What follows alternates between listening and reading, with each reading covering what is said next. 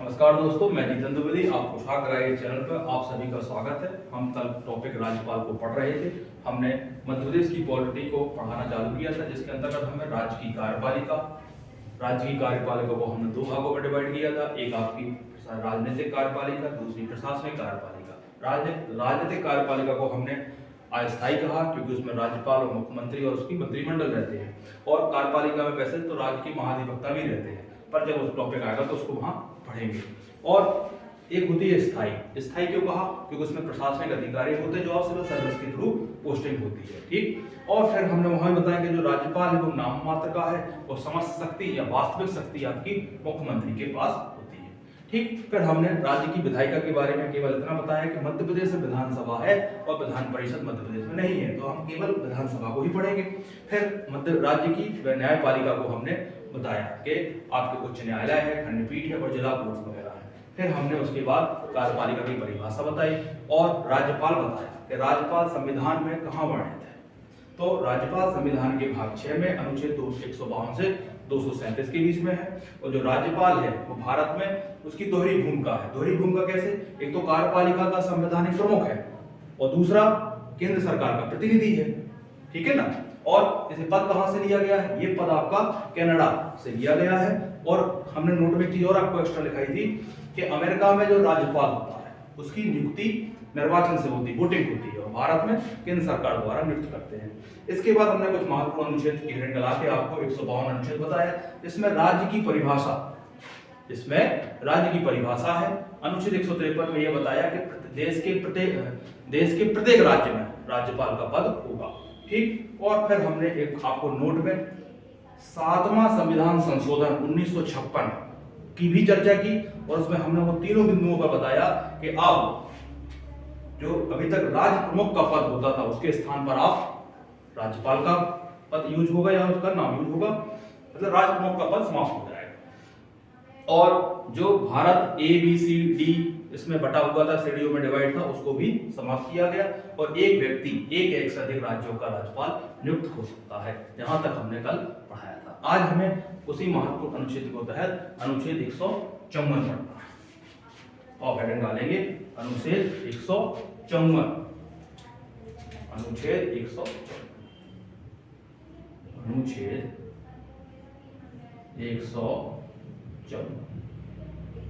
अनुच्छेद 154 क्या कहता है? तो अनुच्छेद 154 जो आपका है ये कहता है कि राज्य की कार्यपालिका या राज्य की कार्यपालिका की समस्त शक्ति राज्यपाल में निहित है। तो आप क्या लिखोगे? राज्य की कार्यपालिका की समस्त शक्तियां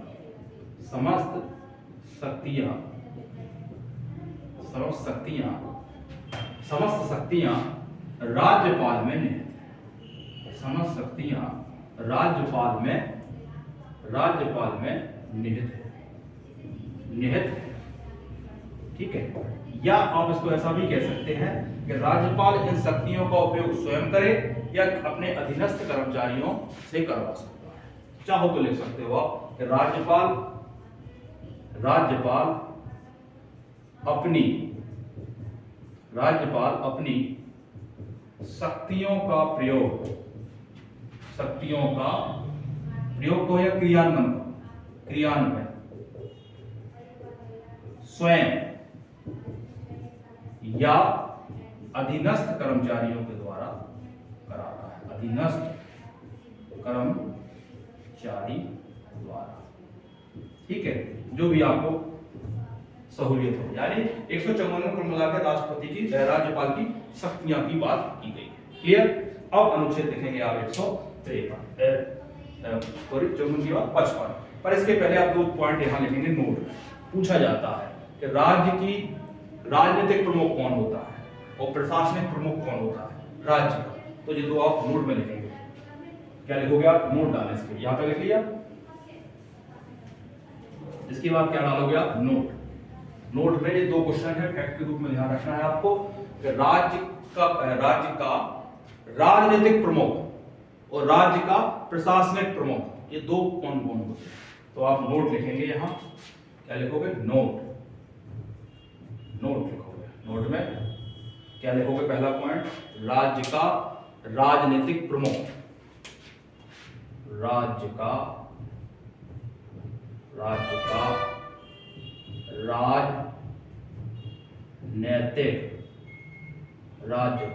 राजनीतिक प्रमुख कौन होता है, पता है, राज्यपाल होता है तो मुख्यमंत्री होता है, सोच के बताया था। दूसरा, राज्य का प्रशासनिक प्रमुख, राज्य का प्रशासनिक प्रमुख, ये कौन होता है। ठीक, तो राजनीतिक प्रमुख तो मुख्यमंत्री होगा आपका, तो क्या होगा, मुख्यमंत्री, क्योंकि राजनीति समझ सकते हैं किसके पास है, मुख्यमंत्री के पास। ये नोट बड़ा इंपॉर्टेंट है, पूछा जाता है कि राज्य का राजनीतिक प्रमुख कौन होता है, मुख्यमंत्री, और राज्य का प्रशासनिक प्रमुख कौन होता है, राज्य का राजनीतिक प्रमुख कौन होता है, क्या लगता है, राज्यपाल। राज्यपाल नहीं होता है, ये होता है मुख्य सचिव।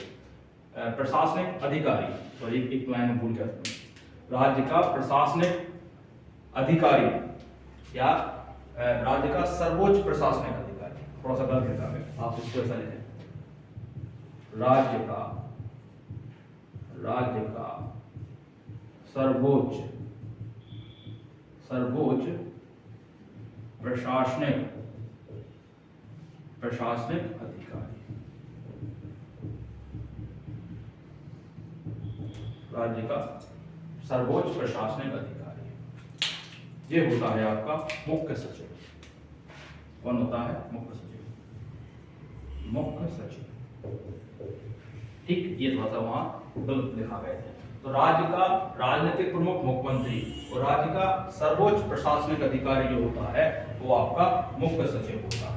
ठीक, अब ये तो नोट पर तो चाहिए लिखना था, क्योंकि ये डाउट यहां हो जाता है, राज्यपाल टेक करते हैं तो राज्य का सर्वोच्च प्रशासनिक अधिकारी जो होता है मुख्य सचिव होगा। और संवैधानिक प्रमुख कौन होगा, तीसरा आप लिख लिया, अभी लिखा है, तीसरा लिख सकते हैं, राज्य की कार्यपालिका का संवैधानिक प्रमुख, पूछ ले आप, संवैधानिक प्रमुख, ताकि आप कहीं डाउट ना हो कि राज्यपाल क्या है प्रमुख और मुख्य सचिव कौन है, मुख्यमंत्री कौन है, ये बिल्कुल बारीक सा अंदर है, यहां फंस जाता है। तो राज्य की कार्यपालिका संवैधानिक प्रमुख आपका राज्यपाल है। कौन है, राज्यपाल। ठीक, ये नोट बड़ा इंपॉर्टेंट है। ठीक, यहां तक कोई दिक्कत। अब हमें पढ़ना है पदावधि, या पदावधि नहीं, सॉरी, राज्यपाल की नियुक्ति, क्योंकि अब अनुच्छेद कौन सा आने वाला है, अनुच्छेद आने वाला है 155। ठीक है, अच्छा, यहां आप एक चीज देख सकते हैं कि मुख्य सचिव की बात करें तो मध्य प्रदेश का पहला मुख्य सचिव कौन था। ठीक है, तो यही आप लिख लें, यहां लिख लें,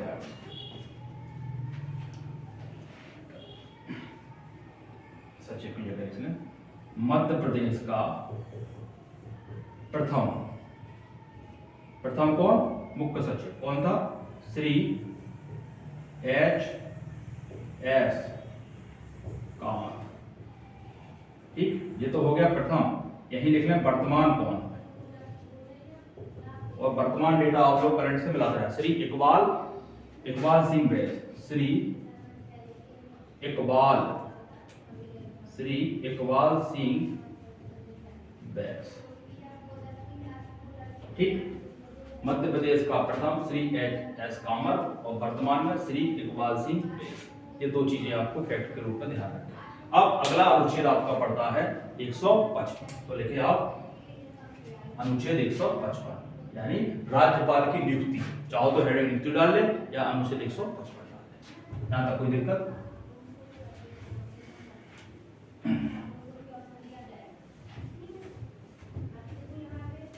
ठीक है, आप दोनों टाइप से नोट्स बना सकते हैं, जैसे आप चाहो तो नियुक्ति लिख लें, नियुक्ति। ठीक है, आप चाहो तो नियुक्ति ही लिख लें, कोई दिक्कत नहीं। किसकी नियुक्ति हो रही है? राज्यपाल की। तो जो किस अनुच्छेद में है? अनुच्छेद 155। अब कौन करता है राज्यपाल की नियुक्ति? कौन करता है? तो अनुच्छेद 55 में आप क्या लिखेंगे? राष्ट्रपति के या राष्ट्रपति द्वारा।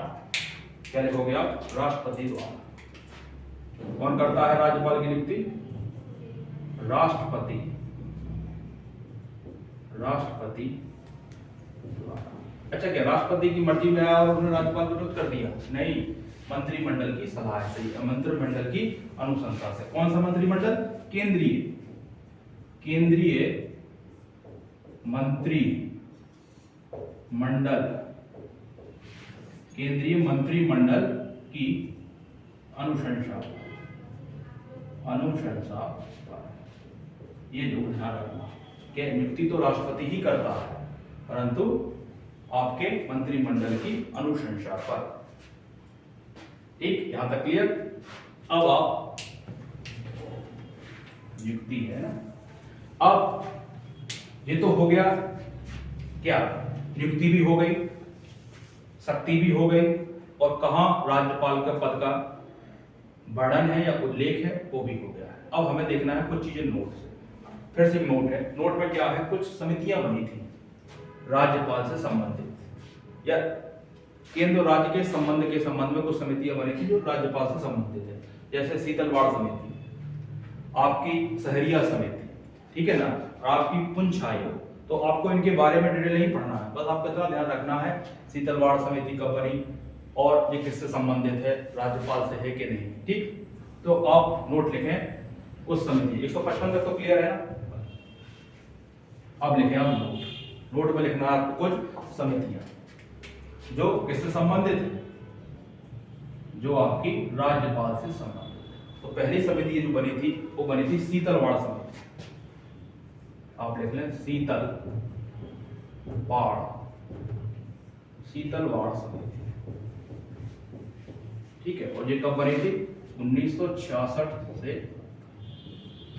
69। ठीक, और जो शीतलवाड़ है आपके, ये प्रथम महान न्यायवादी थे भारत के।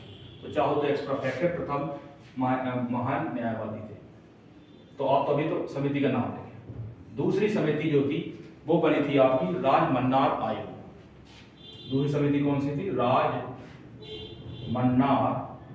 आयोग। ये राजमन्नार आयोग जो है आपकी 1969, राजमन्नार आयोग जो है वो 1969। इन सब जितनी समितियां हैं उन्होंने ही राज्यपाल के संबंध में परामर्श दिए। जैसे उन्होंने कहा है कि राज्यपाल का कार्यकाल 5 वर्ष कर दिया जाए। उन्होंने कहा है कि राज्यपाल उस राज्य का ना हो जहां उसका राज्यपाल बनना हो। किसी ने कहा कि राज्यपाल का कोई राजनीतिक बैकग्राउंड ना हो, है ना। राज्यपाल जब नियुक्त हो रहा हो तो सीएम से उसकी परामर्श ली जाए। यानी राज्यपाल से संबंधित ये समितियां आयोग है। ठीक, तीसरी समिति जो है आपकी सहरिया समिति है, नहीं सहकारिया समिति, सहकारिया समिति जो है वो 1983 की है। बस आप इतने ध्यान रखना है। और एक आप चौथा पुंछ आयोग, ये आपका लेटेस्ट है और ये 2007 का है। ठीक, ये कुछ जो समितियां हैं ये सब किससे संबंधित हैं? पुंछी आयोग। ये सब जो समितियां हैं वो राज्यपाल से संबंधित या राज्यपाल से संबंधित परामर्श देने वाली जो है। तो आप इन सब के लिए लिखेंगे, एक लाइन लिखेंगे, इन सबका संबंध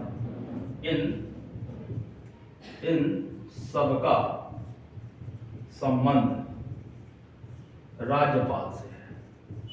इन सबका संबंध राज्यपाल की नियुक्ति से है, राज्यपाल की नियुक्ति से है, नियुक्ति से है। इतना आपको यहां लिखना है। क्लियर? इसके बाद हम आपके अनुच्छेद यानी आगे बढ़ जाएंगे और अनुच्छेद आ जाएगा आपका 156। 55 तक हो गया। 156 में है आप लिखेंगे पदावधि या कार्यकाल। यहां तक किसी को दिक्कत है? ये समितियां पूछ ली जाती हैं, क्वेश्चन थोड़ा सा टफ हुआ तो समितियां पूछी जाएंगी कि ये समितियां किससे संबंधित है? तो राज्यपाल से। और का क्या काम था इनका? नियुक्ति संबंधित।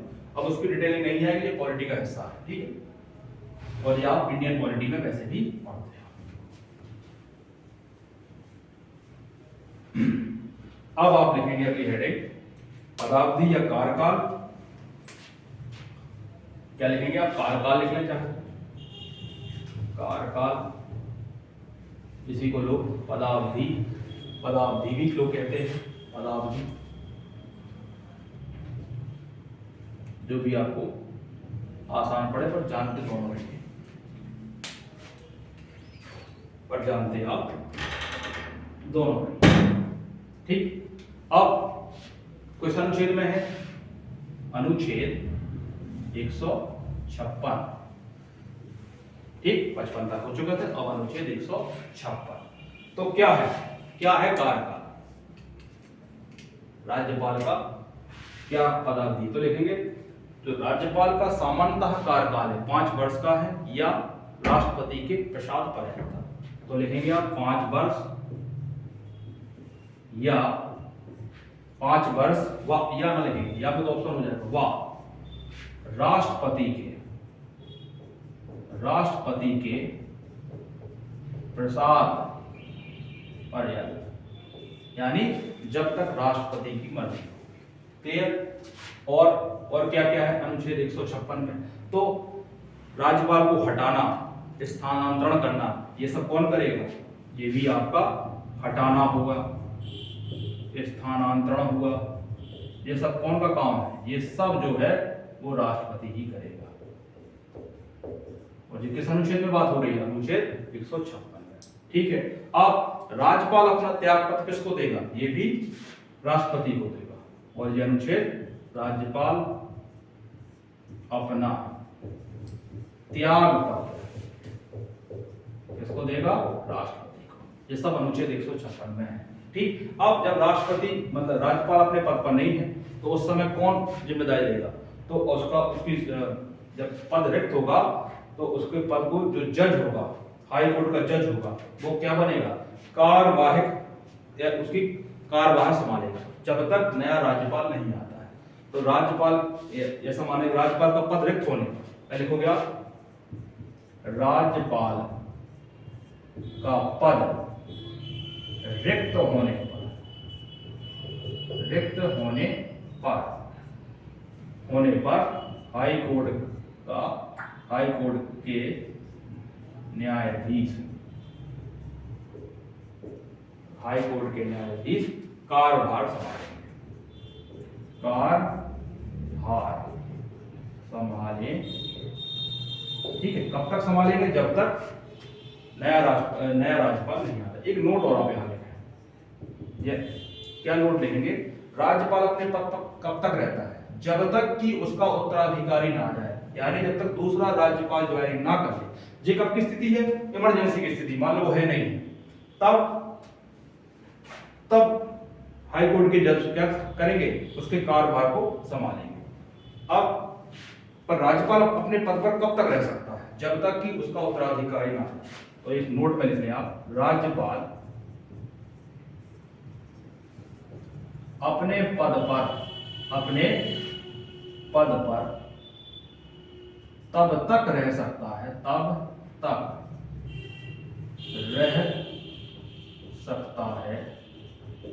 जब तक उसका उत्तराधिकारी ना आ जाए, यानी दूसरा राज्यपाल ना आ जाए, तब तक वो अपने पद पर रह सकता है। क्लियर? ये अनुच्छेद 156 हो गया। अब हमें राज्यपाल की पद की योग्यता देखनी है कि राज्यपाल की पद की कौन कौन सी योग्यता है या अर्हता है। वो अनुच्छेद आपका 157 होगा। ये लिखिए अगली हेडिंग, योग्यता है। क्या लिखोगे आप? योग्यता है।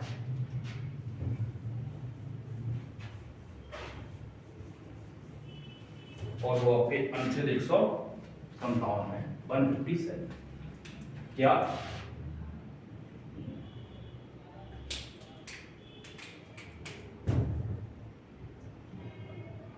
राज्यपाल इतना ना इसका लिखा आप योग्यता है, या किसी को आप आहारताएं भी कहते हैं। कौन कौन सी योग्यताएं और अर्हताएं हैं और किस अनुच्छेद में है।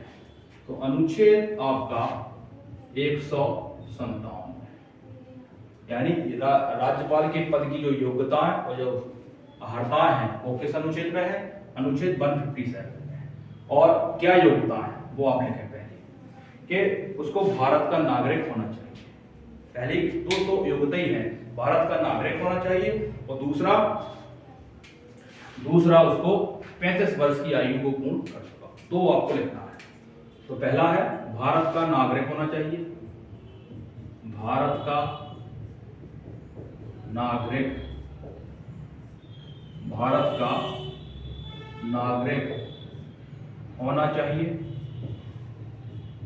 दूसरा 35 वर्ष की आयु पूर्ण कर चुका, 35 वर्ष की आयु पूर्ण कर चुका। आपको दो अर्हता देखना है। अब राज्यपाल के पद की कुछ शर्तें हैं, तो आप हेडिंग डालेंगे शर्तें।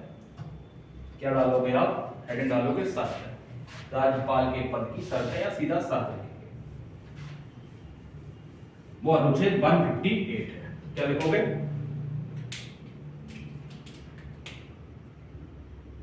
राज्यपाल के पद की शर्त। क्या शर्त है और किस अनुच्छेद में दी गई है? राज्यपाल की शर्तें लिख रहे हैं, शर्तें। अब ये आपके अनुच्छेद 158 में, अनुच्छेद 158 में शर्त दी गई है कि राज्यपाल कौन बन सकता है। ये कंडीशंस दी गई है, वो योग्यता थी, ये कंडीशंस की बात है। तो क्या है? तो जो राज्यपाल होगा यदि वो किसी विधानसभा या संसद का सदस्य है तो उसको उस पद से इस्तीफा देना होगा या उस पद राज्यपाल विधानसभा या संसद के, राज्यपाल विधानसभा व संसद के किसी भी सदन का सदस्य नहीं होना चाहिए, यानी कोई एमएलए नहीं होना चाहिए और सांसद नहीं होना चाहिए। और मान लो सांसद भी है और एमएलए है, तब जब वो राज्यपाल का पद लेगा तो उसी दिन से, शपथ लेते समय से या जिस दिन उसने ज्वाइनिंग की उसी समय से उसकी एमएलए या सांसद का जो वो सदस्य वो पद क्या माना जाएगा? समाप्त माना जाएगा। ठीक है। और किसी भी लाभ के पद पर ना, दूसरी शर्त। और उसकी जो वेतन भत्ते हैं, जैसे वर्तमान में राज्यपाल की जो वेतन है वो 3.5 लाख है, और उस वेतन भत्ते में उसका आवास आता है, यात्राएं भत्ताएं आती हैं। और मान लो 2 राज्यों का है, मान लो 2 राज्यों का है तो उसको 2 राज्य मिलकर अनुपात में उसका पैसा देंगे, और उसकी पैसा या जो भी उसके तय हुआ है कि 3.5 लाख यदि सैलरी है तो सैलरी कम नहीं कर सकता। ठीक। तो ये सब किसमें है? अनुच्छेद 158 में। तो आप इसके पॉइंट क्या लिखोगे? जो शर्त है, राज्यपाल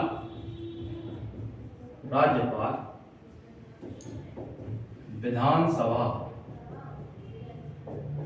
व संसद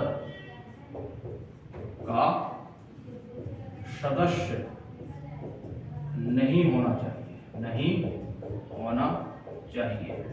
पहली शर्त तो ये है, राज्यपाल विधानसभा व संसद का सदस्य नहीं होना चाहिए। दूसरी क्या है? अब हमने क्या बताया था? मान लो है तो इसी को आप नीचे लिखा के लिखेंगे, यदि वह है तो शपथ ग्रहण से ही, शपथ लेते ही उसकी सदस्यता रिक्त मानी जाएगी। ठीक। पहली बात तो विधानसभा और संसद का सदस्य नहीं होना चाहिए, है तो शपथ लेते ही उसकी वो सदस्यता रक्त मानी जाएगी। दूसरी शर्त क्या है? दूसरी शर्त यह है कि किसी लाभ के पद पर ना हो, किसी लाभ के पद पर ना हो। ठीक है ना। तीसरा क्या है, उसकी वेतन भत्तों में कटौती नहीं की जाएगी। उसकी वेतन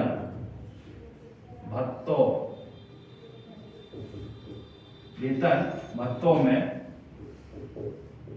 कटौती नहीं की जाएगी।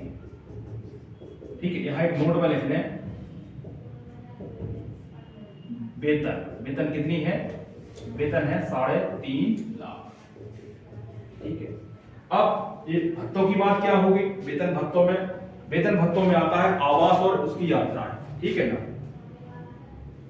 भत्तों में तो आप यहाँ वेतन भत्तों की नीति बना के लेके इसके अंदर आता क्या है, आवास, उसका रहने वाला प्लस यात्रा, इसमें कटौती नहीं हो सकती। आवास और जो उसकी यात्रा के टूर है उसमें कटौती नहीं होगी। और एक और नोट में आप पॉइंट लिखेंगे, वेतन तो लिख ही दिया आपने। दूसरा, मान लो एक राज्यपाल 2 राज्यों का राज्यपाल है, नहीं सॉरी, एक राज्यपाल 2 राज्यों का राज्यपाल है, तो उसकी वेतन कौन देगा, दोनों ही देंगे। क्या लिखेंगे आप, 2 राज्यों का राज्यपाल है तो वेतन अनुपात में मिलेगी। ऐसा नहीं है कि एक राज्य देगा, 2 राज्य भी क्या दे सकते हैं, उसको वेतन दे सकते हैं। तो ये अनुच्छेद आपका कौन सा है, ये अनुच्छेद आपका 158। इसमें शर्तें बताइए कौन राज्यपाल बन सकता है। तो राज्यपाल कौन बनेगा, पहले तो योग्यता बताएंगे कि 35 वो अगला वाला है, 157 बताएगी योग्यता क्या क्या है। योग्यता है कि भारत का नागरिक हो, 35 वर्ष की आयु पूर्ण कर चुका हो। शर्तें क्या है, राज्यपाल विधानसभा और संसद का सदस्य ना हो। मान लो है तो जिस दिन उसने शपथ ली उसी दिन से क्या ये सब समाप्त मानी जाएगी। और उसकी जो भी वेतन भत्ते हैं उसमें कटौती नहीं होगी। वेतन भत्तों में क्या होती है, उसकी यात्राएं होती हैं और उसका आवास होता है। और मान लो एक ही राज्यपाल 2 राज्यों का राज्यपाल है तो उसकी वेतन दोनों लोग ही देंगे। ठीक, अब अगला लिखना है हमें शपथ, राज्यपाल को शपथ कौन दिलाता है। वीडियो लंबा हो रहा है।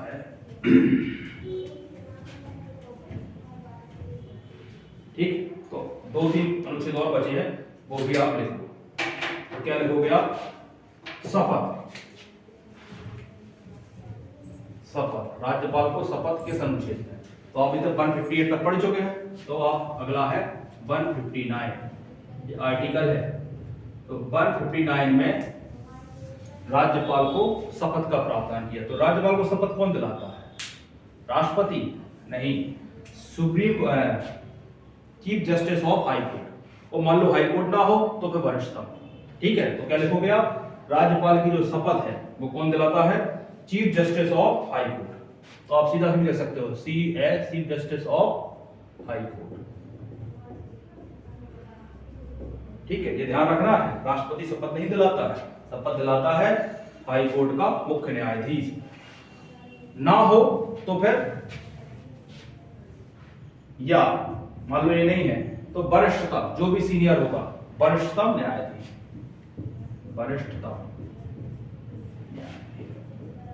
ठीक, न्यायाधीश।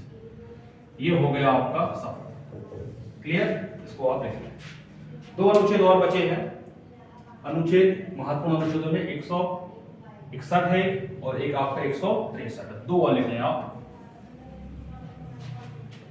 ऐसे लिखने आप, महत्वपूर्ण अनुच्छेद लिखिए थे आप, क्या लिखोगे, अनुच्छेद 161। एक अनुच्छेद 160 भी है, वो राष्ट्रपति के जैसे कुछ आकस्मिकताएं हैं और जो प्रावधान नहीं है परंतु राष्ट्रपति कहता है तो वो करना होता है, पर इंपॉर्टेंट नहीं है। अब इंपॉर्टेंट है 161, राज्यपाल को क्षमादान की शक्ति। राज्यपाल को क्षमादान की शक्ति। ठीक, और ब्रैकेट में क्या लिखोगे, मृत्यु दंड को छोड़कर। क्लियर, ये हो गया अनुच्छेद 161। एक अनुच्छेद और आपको याद रखना है, अनुच्छेद 163, ये बड़ा इंपॉर्टेंट है राज्य के महाधिवक्ता के लिए, इसको अलग से पढ़ा देंगे हम। राज्य की औद्योगिक कार्यपालिका का ही है, राज्य का महाधिवक्ता, राज्य का महाधिवक्ता, ये अनुच्छेद 163 है। इस प्रकार आपके महत्वपूर्ण अनुच्छेद हो गए हैं। हमने कहां से पढ़ाया था? 152। आप जब कोई रिवीजन लिखेंगे तो जब आप अपने ही नोट्सों का रिवीजन करते हैं तो नीचे थोड़ा सी जगह छोड़ कर क्विक रिवीजन नाम की हेडिंग डाले करो और शॉर्ट में लिखने की कोशिश किया करो। जैसे 152 में क्या था? राज्य की परिभाषा। 153 में क्या था? 153 में राज्यपाल का पद था। 154 में क्या था? राज्यपाल की शक्ति थी। 155 में क्या था? कार्यकाल था, पदावधि थी, जिसमें 5 वर्ष राष्ट्रपति के प्रसाद पर हटाना, स्थानांतरण करना और अपना त्यागपत्र, ये सब किसमें था? अनुच्छेद 155। 56 में क्या था? 56 में आपके 55 में आपके नहीं सॉरी 55 में था आपका 55 में आपका नियुक्ति थी। 55 में नियुक्ति थी, 56 में आपकी पदावधि और कार्यकाल था और 157 में योग्यता थी, 158 में शर्तें थी और 159 में नियुक्ति शपथ थी और 161 में क्षमादान, 163 में राज्य का महाधिवक्ता। यानी इस अनुच्छेदों को आप एक लाइन में आपने लिखना है 152 से लेके 161 तक। आगे हमारे जो टॉपिक है, हमें अब पढ़ना है राज्यपाल की शक्तियां। क्लियर? आज के लिए